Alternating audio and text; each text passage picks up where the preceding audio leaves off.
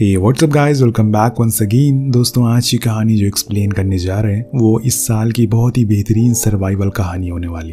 तो चलिए शुरू करते हैं। साउथ अफ्रीका का एक छोटा सा कबीला जहाँ पर हम एंड्रयू नाम के आदमी को देखते हैं, जो पेशे से एक डॉक्टर और फादर दोनों हैं। पर आज वो बहुत ही ज़्यादा निराश है क्योंकि वो एक छोटे बच्चे की जान बचा नहीं पाए। लेकिन उसे ये नहीं पता कि कुछ ही देर में उसकी जान जाने वाली है, क्योंकि वहाँ के लोग अब उसे ही मारने के लिए आ रहे हैं। उन्हें पता लग गया है कि एंड्रयू एक क्रिश्चियन है और उसकी वाइफ भी।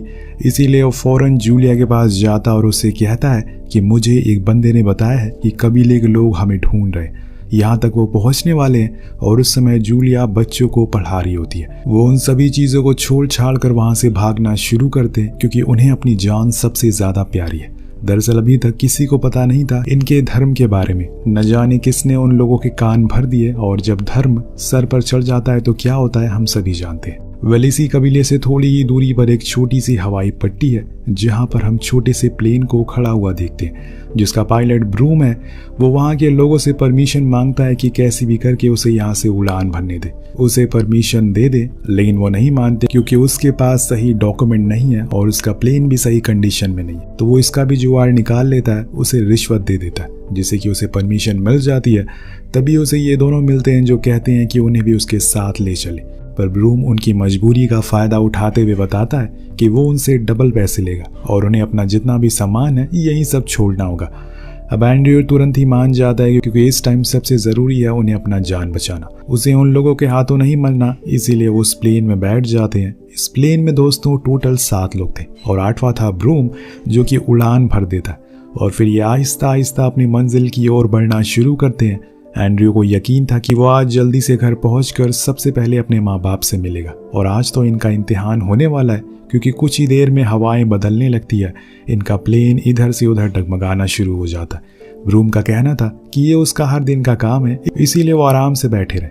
लेकिन थोड़ी ही देर में हालत बस से बदतर हो जाती है। प्लेन का एक इंजन फेल हो जाता है, दूसरा इंजन भी किसी भी समय खराब हो सकता है। इतने में ब्रूम देखता है कि फ्यूल का पाइप फट गया है। फिर क्या होना था, प्लेन तेजी से नीचे आना शुरू हो जाता है। पायलट कुछ नहीं कर पाता, जिसे कुछ ही देर बाद वो जमीन से सीधा क्रैश लैंडिंग करता है, जिसमें उनके प्लेन के परखच्चे उलझ जाते हैं। इनके चारों ओर रेगिस्तान बेहद इलाका है जहाँ पर खुले में शेर भेड़िए घूमते रहते हैं। मैक्स नाम का एक लड़का जिसकी बीवी की हादसे में मौत हो जाती है, वहीं जूलिया का पैर भी हादसे में टूट जाता है। उधर दूसरी ओर ब्रूम बाहर आकर देखता है तो दूर दूर तक कोई भी नहीं था।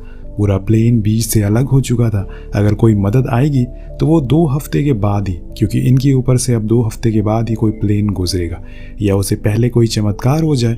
देखते हैं क्या होता है। फिलहाल तो इन्हें हिम्मत रखनी होगी क्योंकि ऐसी चटकती धूप इंसान दर्द से पहले प्यास और भूख से दम तोड़ देता है। इसी दौरान थोंग नाम का आदमी आकर ब्रूम को खरी खोटी सुनाने लगता है और कहता है कि ये सब तुम्हारी वजह से हुआ है। तुम्हारे प्लेन की कंडीशन बहुत ही ज़्यादा खराब थी, फिर भी तुम उसे फ्लाई कर रहे थे। अब ब्रूम उससे कहता है कि ये समय बहस करने का नहीं है। हम अभी इस समय साउथ अफ्रीका के खतरनाक जंगलों के बीच में है, जिसके चारों ओर शेरों का परिवार रहता है। हमें यहाँ से बाहर निकलना होगा शाम होने से पहले, वरना वो सब रात में हमारा शिकार करने लगेंगे। मैंने मैप में देखा है कि पास में एक कबीला है जहाँ जाकर हम मदद मांग सकते हैं। तो सभी रेडी हो जाते हैं, लेकिन एंड्रयू जाने से मना कर देता है क्योंकि वो जूलिया को ऐसे छोड़कर नहीं जा सकता।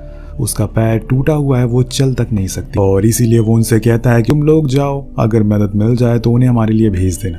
यह हम देख पाते हैं कि ब्रूम के पास एक बंदूक भी होती है जिसे वो अपने पास रख लेता है। लेकिन थोंग कहता है कि तुम्हें ये इन्हें दे देनी चाहिए क्योंकि ये अकेले है। लेकिन ब्रूम साफ साफ इनकार कर देता है और बोलता है कि उसे खुद की जान बचानी है, ना कि दूसरों की। अब कुछ देर चलने के बाद मैक्स ब्रूम से कहता है कि हम गलत दिशा की ओर जा रहे हैं, तुम्हें दूसरी ओर जाना चाहिए। लेकिन ब्रूम किसी की नहीं सुनता और कहता है कि वो हर हफ्ते इस रास्ते से उड़ान भरता है। उसे अच्छे से पता है कि इस रास्ते के बारे में सारे लोग वैसे भी अनजान होते हैं इस जगह को लेकर, सिवाय ब्रूम के। इसीलिए वो उसके पीछे पीछे चल देते हैं और चलते चलते उस जगह से काफ़ी दूर आ जाते हैं जहाँ पर इन्हें सिर्फ रेगिस्तान ही मिलता है। ना तो कोई इंसान है और ना ही उसकी जात। ट्रॉट नाम का बंदा थक कर वहीं गिर जाता है। तब ब्रूम उसे पानी देता है और उठने को बोलता है क्योंकि अभी उसे थोड़ी दूर और चलना है। वो खड़ा हो जाता है और फिर से चलना शुरू कर देता है। ये चारों एक ऊंची चट्टान पर पहुंच जाते हैं जहां से ब्रूम का मानना था कि इसके आगे वो गांव मौजूद है, उन्हें दिख जाएगा। पर दोस्तों जब वो वहाँ पहुँचते हैं तो सिर्फ उन्हें अपने सामने ना खत्म होने वाला रेगिस्तान ही दिखाई देता है, कुछ भी नहीं, जिसको देखकर सभी मायूस हो जाते हैं। पर मैक्स तो ब्रूम के ऊपर ही गुस्से के मारे चढ़ जाता है। वो बार बार उससे यही बात कहता है कि तुमने हमें गलत रास्ता दिखाया, मैंने बोला था कि हम गलत रास्ते की ओर जा रहे हैं। अब बात इतनी बढ़ जाती है कि वो उसकी बंदूक निकाल लेता है और फिर उसकी ओर तान कर कहता है, मन तो मेरा भी अभी यही कह रहा है कि तुम्हें शूट कर दूं। और थॉन्ग उसे शांत करता है और कहता है कि अगर हम ऐसे ही लड़ते रहे तो जल्दी हमें प्यास लग जाएगी और हम थक भी जाएंगे, इसीलिए जल्दी से हमें उस प्लेन के पास पहुंचना होगा, दिन कल हम दूसरी दिशा की ओर बढ़ेंगे। वहीं दूसरी ओर हम एंड्रयू को देखते हैं जो जूलिया के पास बैठा हुआ उसकी रक्षा कर रहा था, लेकिन उसे अपने पास कुछ महसूस होता है। दरअसल कुछ शेर जिन्हें खून की स्मेल आ गई थी वो उनसे थोड़ी ही दूरी पर मौजूद थे। इसी दौरान जूलिया उससे कहती है कि वो उससे बहुत प्यार करती है, वो जब घर पहुंच जाएंगे तो एक बच्चे की प्लानिंग करेंगे और एक अच्छी सी फैमिली बनाएंगे। वहीं दूसरी तरफ मैक्स फैसला करता है कि वो आज ही उस दिशा की ओर जाएगा, लेकिन कोई उसकी बात नहीं सुनता क्योंकि अंधेरा होने वाला है और वो नहीं मानने वाला था। इसीलिए वो बंदूक लिए अकेले ही चल देता है उस दिशा की ओर और अपनी मौत की दावत देने के लिए। अब ये तीनों अकेले ही बचे हैं, इसीलिए वापस लौटने लगते हैं, लेकिन अब इनके अंदर और ताकत नहीं बची चलने की, इसीलिए ये थक कर वहीं गिर जाते हैं। पर ब्रूम उन्हें दिखाता है कि देखो थोड़ी ही दूर रह गया है, जिससे कि वो फिर से खड़े हो जाते हैं। लेकिन जब वो वहां पहुंचते हैं तो उन्हें चारों ओर खून और सिर्फ पंजों के निशान दिखते हैं। वहां एंड्रयू और जूलिया भी मौजूद नहीं थे, ऐसा लग रहा था कि किसी को बेरहमी से मारा गया। ब्रूम वहीं चारों ओर देखने लगता है कि एक्चुअल में यहाँ हुआ गया। तभी पीछे से उसके ऊपर हमला होता है, जो किसी और ने नहीं बल्कि एंड्रयू ने किया था। वो उसे चीख चीख कर कहता है कि तुम्हारी वजह से मेरी बीवी की जान चली गई, उसे शेर अपने साथ ले गए, अगर तुमने बंदूक दे दी होती तो मैं उसे बचा सकता था। अब वो उसे मारने वाला होता है कि इतने में थॉन्ग फ्लेयर चलाकर उन दोनों को अलग करता है, जिसे कुछ देर तो किसी से बात नहीं करता।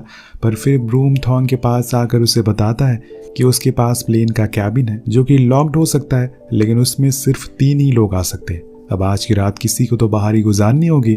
और वो इस बात को लेकर एंड्रयू के पास जाता है, पर वो तो उल्टा ब्रूम को सुनाने लगता है। दरअसल उसका कहना था कि ब्रूम जानवरों की सींगों की तस्करी करता है, इसीलिए उसके प्लेन में लोड ज्यादा हो गया और कहीं जगह छेद भी हो गया और इसी वजह से उसका प्लेन क्रैश हुआ और वो लोग यहाँ फंस गए। लेकिन थॉन्ग उसे समझाता है कि ऐसा कुछ भी नहीं है, इंजन खराब हो गया था इसीलिए ये सब हुआ। इस चीज के बाद वो लोग टॉस करते हैं जिससे कि डिसाइड हो सके कि कौन आज बाहर सोएगा। अब सिक्का उछलता है और बारी होती है ट्रॉट की, जो कि बहुत ही ज्यादा डर रहा था। तो एंड्रयू उसे अपना लॉकेट देता है और कहता है कि अब बस गॉड को याद करना, वो तुम्हें कुछ भी होने नहीं देगा। जिसके बाद वो तीनों खुद को कॉकपिट में एडजस्ट कर लेते हैं और गेट को बंद कर देते हैं। उन्होंने ट्रॉट को समझाया कि आग को बुझने मत देना, उसे जलाए रखना, जिससे कोई भी जानवर तुम्हारी ओर नहीं आएगा। तो वो ऐसा ही करता और पूरी रात वहीं बैठा रहता। उधर देर रात इन्हें गोलियों की आवाज़ सुनाई देती है। दरअसल मैक्स अभी भी चले ही जा रहा है। इतने में मैक्स शूट करना शुरू कर देता है, जिससे कि शेर भड़क जाते हैं और उसे कच्चा ही खा जाते हैं। इधर कुछ समय बीत जाने के बाद एंड्रयू को टॉयलेट आता है, जिसे करने के लिए वो बाहर जाता है, पर उसे ये खबर नहीं लगती कि उसके पीछे पीछे एक कोबरा उनके कॉकपिट में घुस गया है। वो बाहर आकर ट्रॉट को भी जागने को कहता है और फिर अंदर जाता है, लेकिन कुछ ही देर बाद उसकी आंख लग जाती है। यहाँ एक गलती हो जाती है। वो आग बुझ जाती है और फिर क्या था, वो सभी शेर एक साथ उस पर हमला करते हैं। उसकी चीखें इन्हें सुनाई तो दे रही थी, लेकिन किसी की भी हिम्मत नहीं होती कि बाहर आकर उसकी जान बचा ले। और इतने में गलती से थॉन्ग से गेट खुल जाता है और वो देखता है कि वही सभी शेर एक साथ मिलकर ट्रॉट को खा रहे और एक शेर इन्हें देख भी लेता है। पर इतने में वो गेट को बंद कर देते हैं। लेकिन यहाँ इनके लिए एक और मुसीबत इंतजार कर रही थी। वो सांप तो आपको याद ही होगा, जी हाँ, वही सांप जिसने अब थॉन्ग को काट लिया है। पर समय रहते ही ब्रूम उसके पैर पर चाकू मारकर उस जहर को शरीर में फैलने से रोक देता है और उस सांप को भी मार देता है, जिससे सभी की जान बच जाती है और थॉन्ग भी उस जैसे तैसे भयानक रात कट जाती है। अब सुबह का सूरज निकलता है। सबसे पहले एंड्रयू बाहर जाता है और चुपचाप जाकर पेड़ के सहारे बैठ जाता है। बाहर हम देख पाते हैं कि पूरे प्लेन के पास खून ही खून मौजूद था।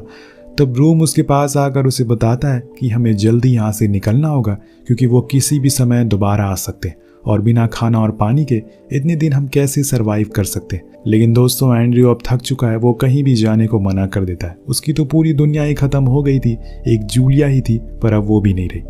ब्रूम ज्यादा जिद नहीं करता और फिर थॉन्ग को प्लेन से बाहर लेकर आता है। उसका एक पैर सुन्न हो चुका था, इसीलिए वो उसे एक लकड़ी देता है जिसके सहारे वो लोग वहां से जाने लगते हैं। लेकिन तभी उनके साथ चमत्कार होता है। दूर से उन्हें आती हुई एक कार दिखती है, जिसे देखकर ब्रूम एंड्रयू को आवाज लगाता है और कहता है कि हमारी जान बच गई।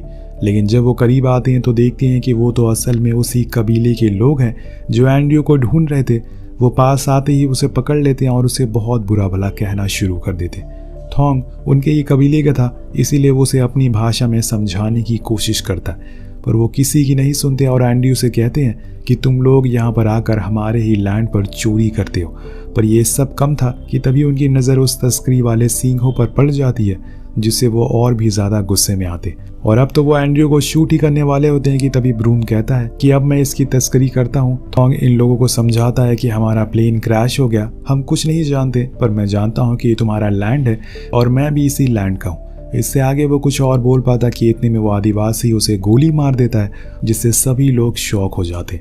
अब बचे हैं सिर्फ 2 लोग जिसके ऊपर वो बंदूक तान कर खड़े हो जाते हैं। उन्हीं में से एक कबीला वाला कार को लेकर वापस चला जाता है ताकि वो एक ट्रक ला सके और इन सींगों को ले जाने के लिए। अब ऐसे ही बैठे बैठे सुबह से शाम हो जाती है। वो इन्हें पानी का लालच देकर परेशान करता है, लेकिन देता नहीं है और ऐसे ही धीरे धीरे समय बीतने लगता है। हम देख पाते हैं कि उन दोनों शिकारियों की आंख लग जाती है, जिसका फायदा ब्रूम उठाने की कोशिश करता है। वो धीरे धीरे उस शिकारी के पास जाता है, लेकिन जैसे ही वो उसके पास पहुंचता है वो नींद से जाग जाता है। उसे गोली मार देता है, लेकिन उसकी किस्मत अच्छी होती है कि गोली चलती ही नहीं।